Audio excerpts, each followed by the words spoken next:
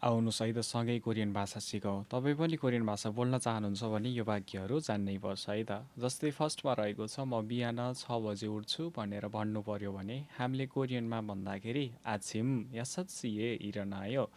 आछिम यासत्सिए इरनायो भनेको चाहिँ म 6 बजे उठ्छु भनेर भनेको है त। आछिम यासत्सिए इरनायो भनेको चाहिँ के रहेछ, म बिहान 6 बजे उठ्छु भनेर भनेको है त। ओके, सो अब उठिसकेपछि बिस्तारा त मिलाउनु पर्यो नि, कोले मिलाउनुहुन्छ ल भन्नु है।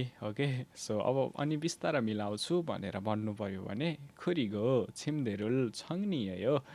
खुरिगो छिमदेरुल छङ्निहेयो भनेको चाहिँ अनि बिस्तारा मिलाउँछु भनेर भनेको है त। बुझ्नुभयो? खुरिगो छिमदेरुल छङ्नियो भनेको चाहिँ अनि बिस्तारा मिलाउँछु। ओके, सो अब त्यसै गरी अब सिरक पट्याउँछु भनेर भन्नु पर्यो है त। सिरक पट्याउँछु भनेर भन्नु पर्यो भने इबुरुल खेयो।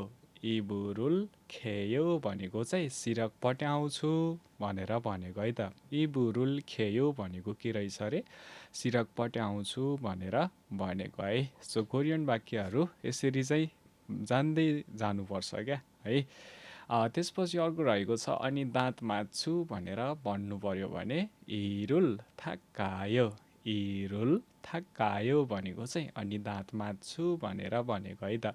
इरुल थाक्कायो भनेको के रहेछ, दाँत माझ्छु। इरुल थाक्कायो है त, दाँत माझ्छु।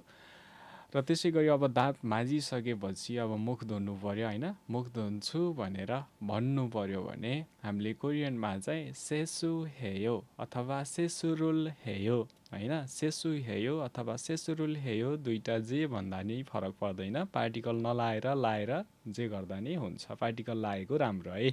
सेसुरुल हेयो भनेको चाहिँ मुख धुन्छु भनेर भनेको है त। ओके, सो अब मुख धोइसकेपछि नुहाउने हो र होइन, तर अब नुहाउँछु भन्नु नि त पर्यो नि त, जान्नु त पर्यो होइन। अब यसलाई चाहिँ कोरियनमा कसरी भन्ने, स्यावरुल हेयो। स्यावरुल हेयो भनेको चाहिँ नुहाउँछु भनेर भनेको है त, सावर गर्छु भनेको है। स्यावरुल हेयो भनेको चाहिँ के रहेछ अरे, नुहाउँछु भनेर भनेको है त। ओके, सो अब त्यसपछि चाहिँ के गर्नु पर्यो, दारी फाल्नु पर्यो है त। अनि दारी फाल्छु भनेर भन्नु पर्यो भने हामीले कोरियनमा चाहिँ मेन्दोरुल हेयो। मेन्दोरुल हेयो भनेको चाहिँ दारी फाल्छु भनेर भनेको है त। मेन्दोरुल हेयो भनेको चाहिँ के रहेछ, दारी फाल्छु भनेको है। मेन्दोरुल हेयो है त।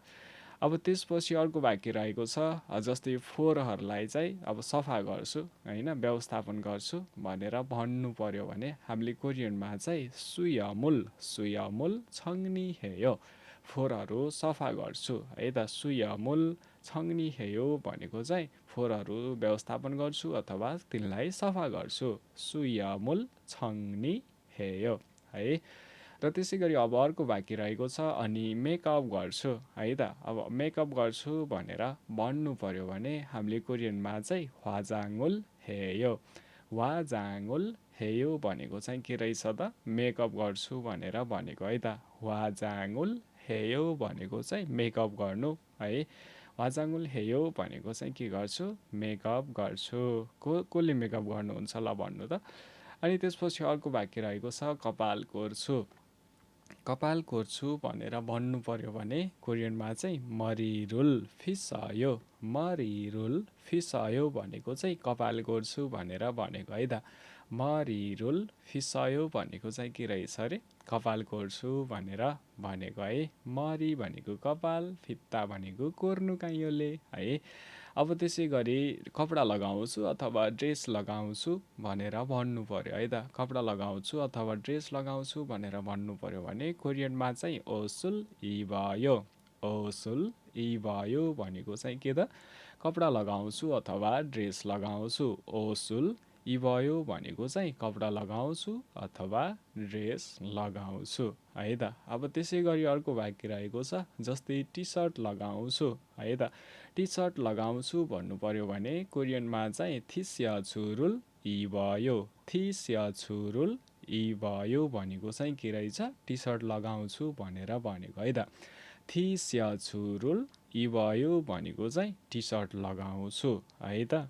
र त्यसै गरी अब अर्को वाक्य रहेको छ, जस्तै मोजा लगाउँछु है त। मोजा लगाउँछु भनेर भन्नु पर्यो भने हामीले कोरियनमा चाहिँ याङमारुल सिनयो भनेको चाहिँ मोजा लगाउँछु भनेर भनेको है त। याङमारुल सिनयो भनेको चाहिँ के रहेछ अरे, मोजा लगाउँछु भनेर भनेको है त। र त्यसै गरी अब अर्को वाक्य रहेको छ, मोजा लगाइसकेपछि जुत्ता त अनिवार्य लगाउनु पर्यो होइन। अब जुत्ता लगाउँछु भनेर भन्नु पर्यो भने सिनबारुल सिनयो भनेको चाहिँ के रहेछ त, जुत्ता लगाउँछु भनेर भनेको है त। सिनबारुल सिनयो भनेको चाहिँ जुत्ता लगाउँछु, सिनबारुल सिनयो भनेको के रे, जुत्ता लगाउँछु है त। ओके, अब त्यसपछि बिहानको खाना खानु पर्यो होइन। यति गरिसकेपछि अब बिहानको खाना खान्छु भनेर भन्नु पर्यो भने आछिमुल मगायो अथवा आछिम सिक्सारुल मगायो। आछिमुल मगायो अथवा आछिम सिक्सारुल मगायो भनेको चाहिँ बिहानको खाना खान्छु भनेर भनेको है त। आछिमुल मगायो अथवा आछिम सिक्सारुल मगायो है। र त्यसै गरी अब अर्को वाक्य रहेको छ, अनि औषधि खान्छु। अब खाना खाइसकेपछि औषधि खान्छु भनेर भन्नु पर्यो भने खुरिगो यागुल मगायो। खुरिगो यागुल मगायो भनेको चाहिँ अनि औषधि खान्छु भनेर भनेको है त। खुरिगो यागुल मगायो भनेको चाहिँ के रहेछ, तलपट्टि करेक्सन गर्नुपर्ने छ है। सो औषधि खान्छु भनेको है त। अब त्यसै गरी अर्को रहेको छ, काम गर्न जान्छु भनेर भन्नु पर्यो भने हामीले कोरियनमा चाहिँ छुल्गुनेयो अथवा छुल्गुनुल हेयो भनेको चाहिँ काम गर्न जान्छु भनेर भनेको है त। छुल्गुनुल हेयो अथवा छुल्गुनेयो भनेको के रहेछ, काम गर्न जान्छु है त। अब बसमा चढ्छु भन्नु पर्यो भने बसुए थायो भनेको चाहिँ बसमा चढ्छु है त। बसुए थायो भनेको के रहेछ अरे, बसमा चढ्छु भनेर भनेको है त है। अब त्यसै गरी अर्को वाक्य रहेको छ, परीक्षा दिन्छु भनेर भन्नु पर्यो भने हामीले कोरियनमा चाहिँ सिहमुल फुआयो भनेको चाहिँ इक्जाम दिन्छु अथवा परीक्षा दिन्छु भनेर भनेको है त। सिहमुल फुआयो भनेको इक्जाम दिन्छु है त। अब त्यसै गरी अर्को वाक्य, अध्ययन गर्छु अथवा पढ्छु स्टडी गर्छु भन्नु पर्यो भने खङबु हेयो अथवा इल्गयो भनेको चाहिँ अध्ययन गर्छु अथवा पढ्छु भनेर भन्न खोजेको है त। खङबु हेयो इल्गयो। र त्यसै गरी अर्को वाक्य रहेको छ, ट्याक्सीमा चढ्छु भनेर भन्नु पर्यो भने थेक्सिरुल थायो।